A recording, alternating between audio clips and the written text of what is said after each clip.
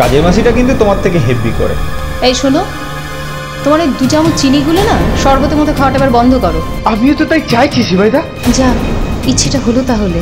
আমি তোকে আমার থেকেও বেশি ভালোবাসি গো। এখন বাসিস না বুঝি? সে পরিস্থিতি নেই এখন শিবাইদা। একটা সম্পর্ক ধীরে ধীরে স্প্লিট হয়ে যাচ্ছে। যাকে ভালোবাসেন তার কাছে এগোতে আপনার কিসের বাধা, কিসের সংকোচ? এর কোনো রেমেডি নেই। ভালোবাসাকে সরিয়ে যদি ইগো জায়গা করে নেয় না, তাহলে কি লাভ ওই ঠুনকো ভালোবাসা? কমপ্লিকেশনটা তোমার মধ্যেই, সেটা মেন্টাল আর ফিজিক্যাল বোথ। আলটিমেটলি কি পেলি? হ্যাঁ, দুইজনের দুই প্রান্ত, একা।